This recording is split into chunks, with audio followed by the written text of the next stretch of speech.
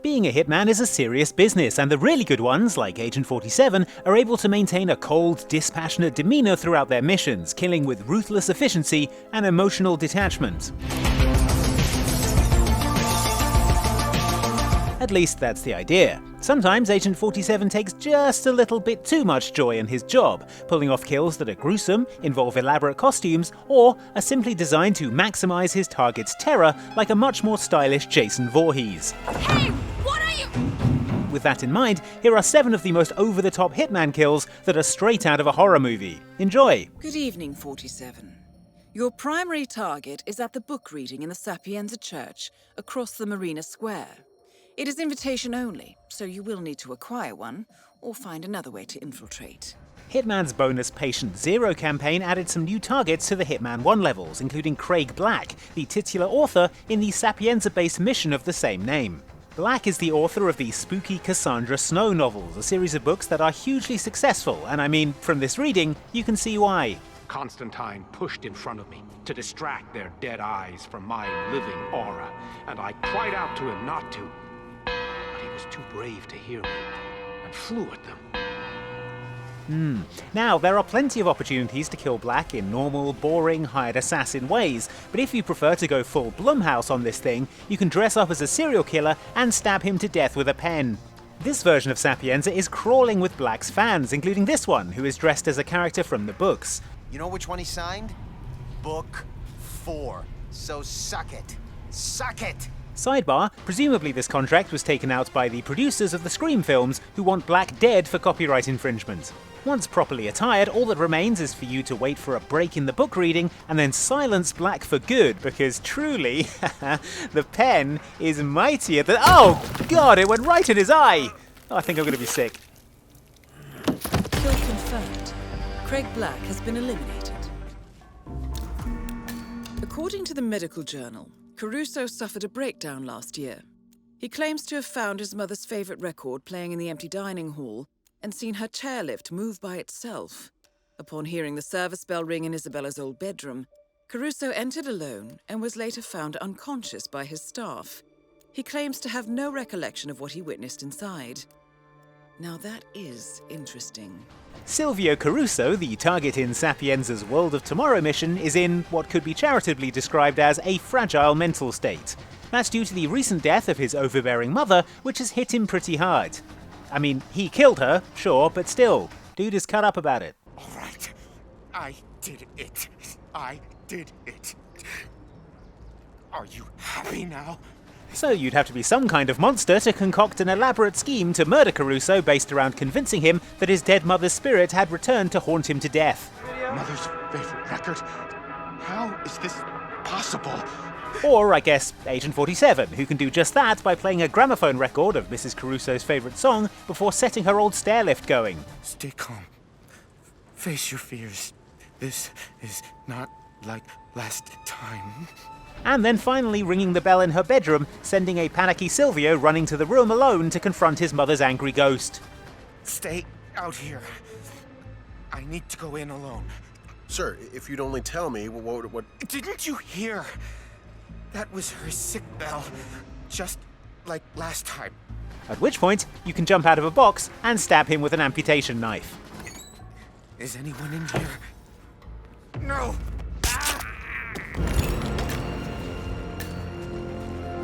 Which, I mean, at least put on his dead mother's clothes, if you're going to go this far, 47.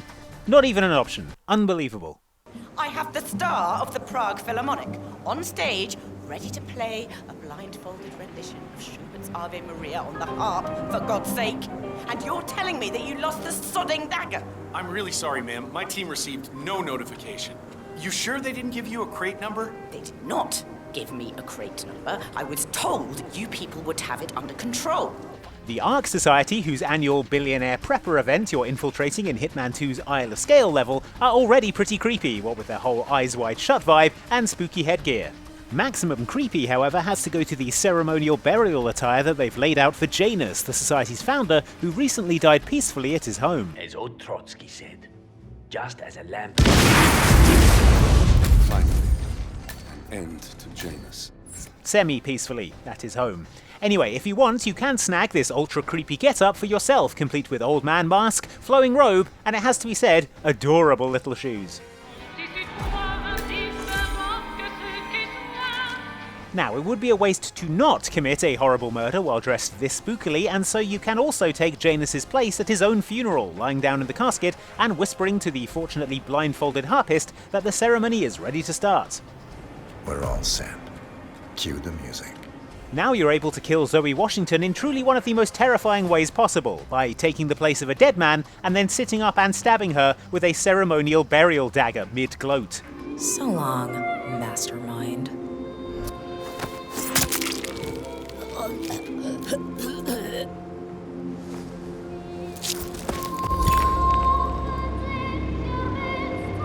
One target down.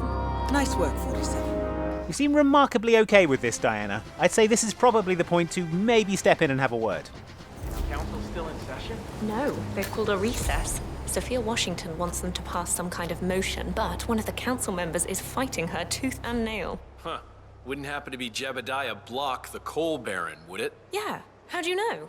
Staying on the Isle of Scale for our next kill, only this time with a different, but no less unsettling cult outfit. This time belonging to the coal baron Jebediah Block, who apparently dresses like this when he's not out overseeing fossil fuel mining operations. Nay. Excuse me? You heard me. Nay.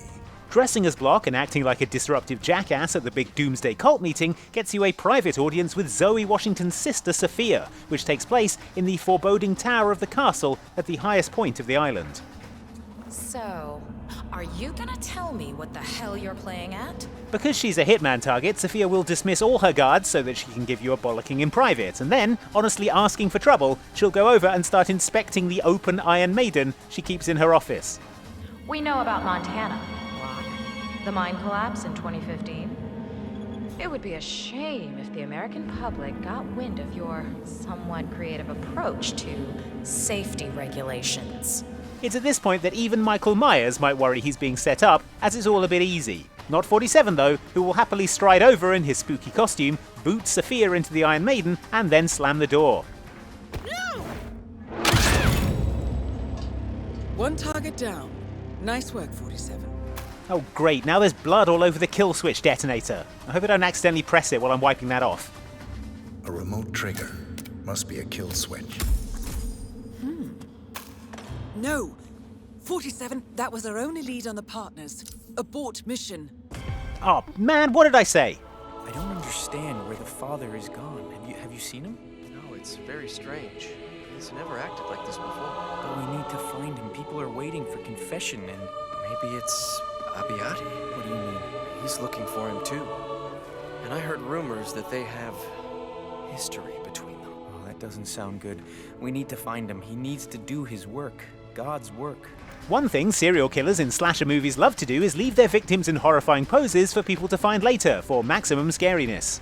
You'd think 47 wouldn't be into that on account of the whole covert nature of the ICA and all, and yet here we are in Sapienza again, strangling a priest so that we can do just that to corrupt politician Marco Abbiati.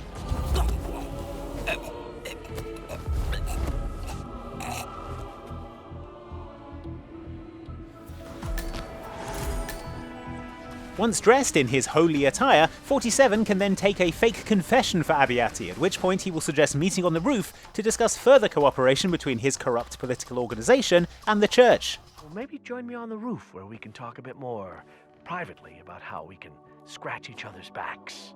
Further cooperation that doesn't take place because His Holiness Agent 47 then tips Abbiati over the balcony, where he plummets to his death impaled on the church spire below.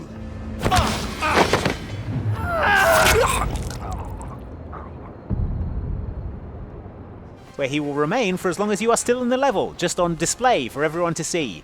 Not that anyone seems to notice.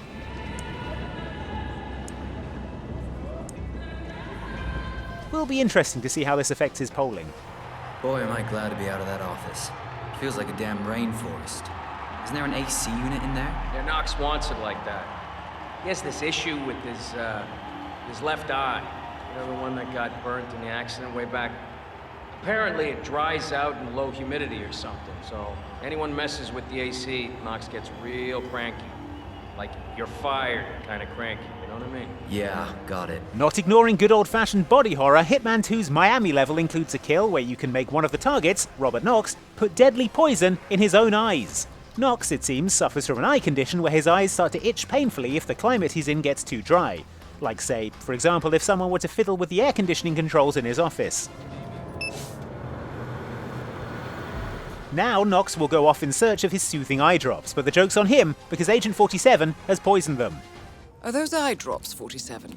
And now they're giving off billowing clouds of red gas? I don't know, 47, I feel like that's pretty noticeable. Oh wait, his eyes are all itchy and swollen. Okay, I guess you're good. Unlike Robert Knox, who is in fact about as far from good as it's possible to be, as he puts deadly poison into his own eyes and then writhes around and dies in agony. Something's... No, what's happening? The pain! I suppose we should just be thankful he didn't have any medication that came as a suppository. You also need to eliminate Yuki Yamazaki, a Tokyo lawyer who works for Providence. Sodas has already given Yamazaki access to our client records and has agreed to provide a full list of active ICA operatives post-operation. Finally, we have this kill from Hitman 1's Hokkaido level, in which you can kill Yakuza lawyer Yuki Yamazaki by sabotaging a steam room so that it reaches deadly levels of heat, steam, and presumably relaxation.